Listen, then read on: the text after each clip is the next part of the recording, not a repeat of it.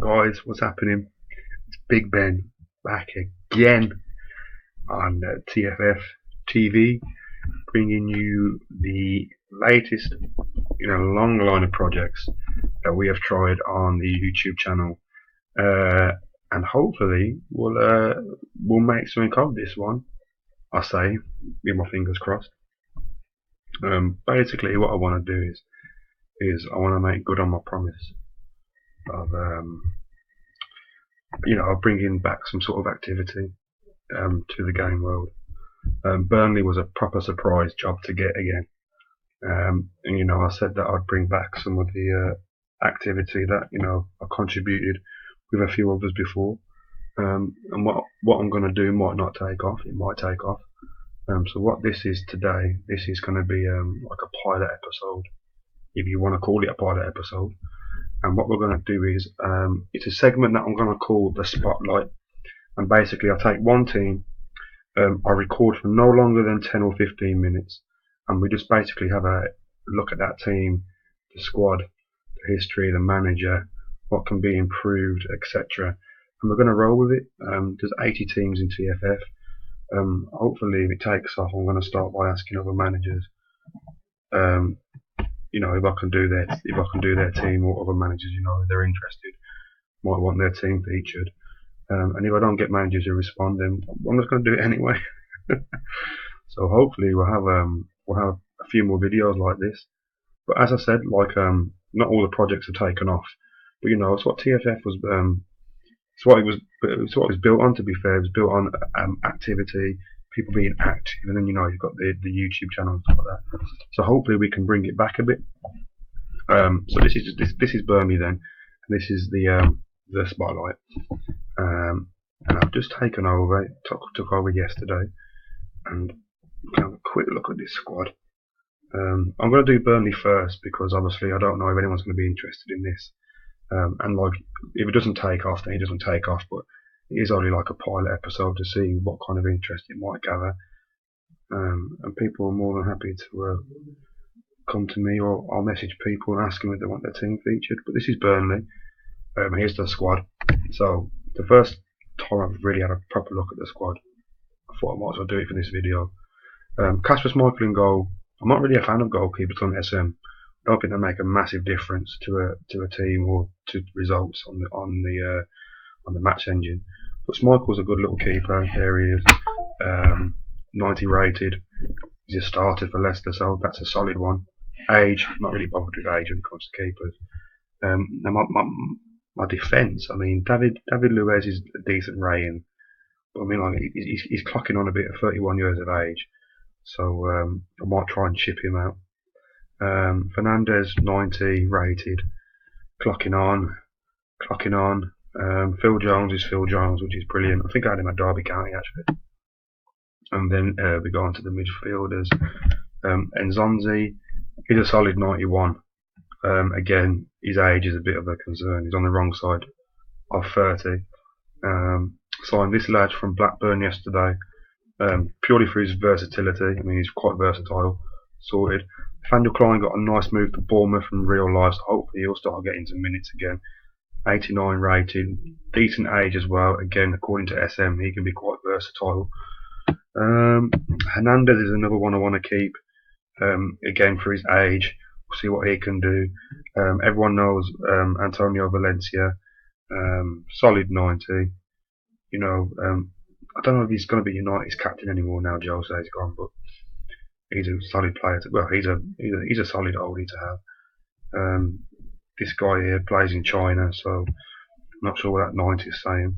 Jose Callejon, 91, decent rating, but again, wrong side of 30. Willian, again, my joint best player with Lacazette, wrong side of 30.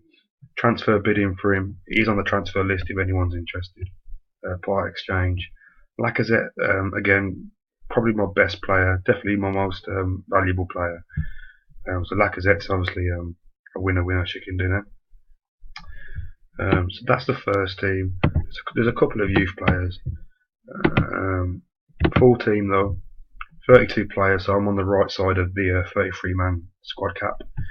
Average rating of 86, average age is alright, decent, but as you can tell, although the average age is 25, the high-rated players in my squad are clocking on a bit. Wrong side of 30, wrong side of 30, 30, wrong side of 30, 30. It depends if you're a proper youth head or not. But obviously, with the external market drying up, you kind of have to really think about this game world now. 10 seasons down the line, you want to be successful. Total value 226 million, so that's what I've got to work with effectively. Some people rate it, some people don't. Average wage 45k, total wage is 1.4. So generally, Burnley is what Burnley is. Do you know what I mean? It's a strong. Well, obviously it's not the strongest squad in Division 1, and it ain't never going to be the strongest squad in Division 1. But you know, it's obviously been strong enough to survive in Division 1 this season. So if we crack on to club, no, we'll do game world history.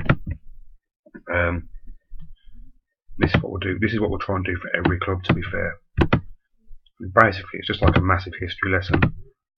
Season 1. So Season 1, Division 1, yeah?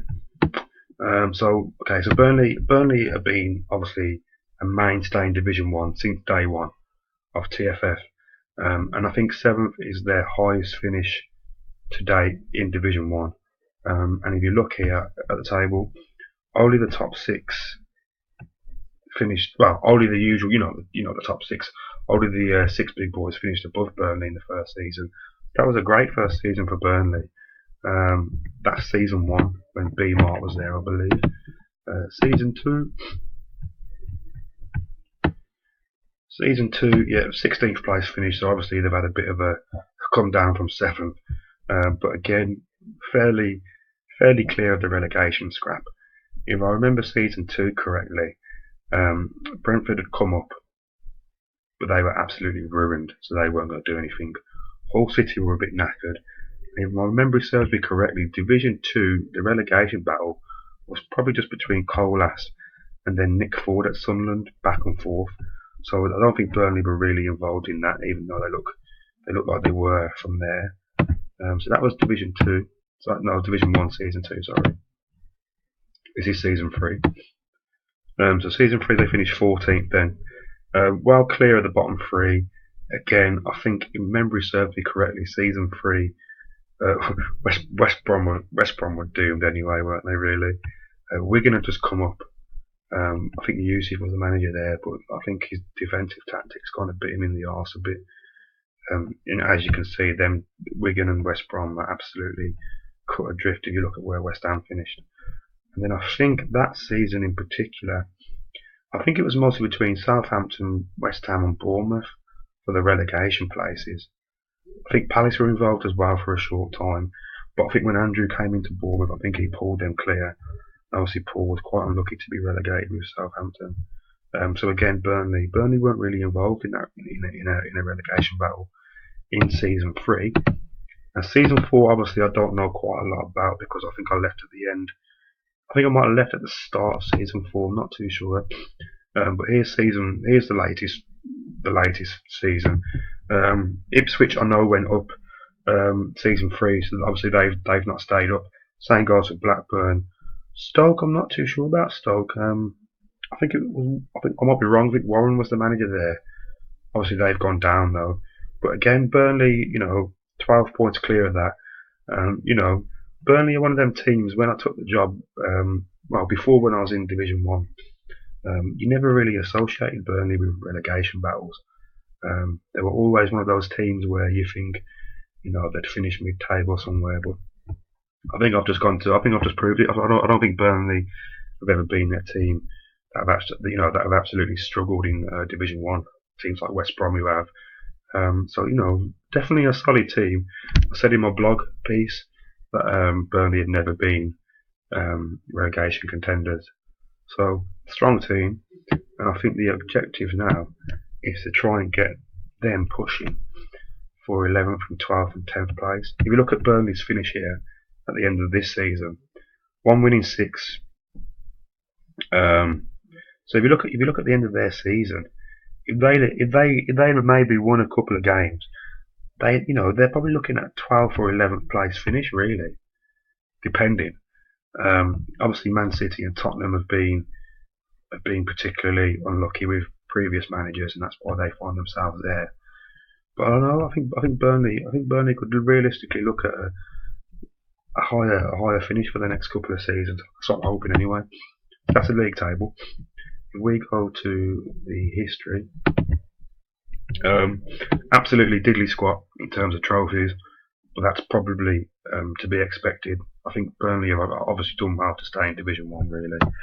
Um, Domestic league, that's going to stay empty unless Burnley get relegated and then win Division 2, which is obviously not what I want, so I'm not really fussed about that being 0. Europa League, well, I say the Europa League, the European places, not really too fussed. Cash really doesn't mean a lot now, external's gone, so winning those competitions really is not really about the money anymore. The domestic cup and the domestic shield, maybe that can be a highlight of Burnley's season. Next season, I'm hoping try and challenge for a cup, maybe, if I feel like we're doing all right in the league. So maybe we can address that. Maybe get to a semi-final or a quarter-final, even a final. To be fair, that'd be an achievement. Charity Shield, obviously 0 wins. You've got to win one of these of the league. And the domestic playoff, again, Burnley would have to be relegated. They want to win something like that, and I don't think anyone wants Burnley to be relegated, or I certainly don't. Managers, so 2 managers in 5 seasons. That's 3 now because I'm there. So it's decent. They've had some sort of foundation and some sort of stability. They've been stable. Beamart obviously with 138 games. Roy Keane with 28 games, so not even a season technically if you add it up like that. But overall, Burnley are quite strong, guys. The squad obviously needs some improvement, going back to it in terms of the age. Obviously, the high-rated players clocking on a bit. But that's it. So this is going to be, hopefully, this is the pilot video. Hopefully, it's going to be a mainstay. Like I say, videos won't be any longer than 15 minutes. Looking around the 10-minute mark. It's a bit longer today because obviously I want to explain what it's about. But long story short, we'll take a team, we'll have a look at it in detail squad-wise, what they need to improve on, what the shape of the squad looking like, what the table looks like from the histories of them, and we'll go from there, guys. I'm actively looking for people to want their club shown on here and stuff like that. We'll go into a bit more detail with other people's club style, like we'll look at formations they like to use and stuff like that. And obviously when the season starts again, we can start looking at league positions and form and that a bit more closely. So this is going to be called the Spotlight. I'm going to be posting about it in the news feed. But yeah, mainly it's to blow the cobwebs off the YouTube channel, and we can see where we get. Again, if it doesn't take off, it doesn't take off. I don't want to promise people the world. I've only been back a day, but when I came back, this is what I was kind of hoping to do. So yeah, fingers crossed, guys. And that was Big Ben. Back at you, back in Division 1, back in TFF. And that's it, guys. I'm going to leave it there. So have a good one.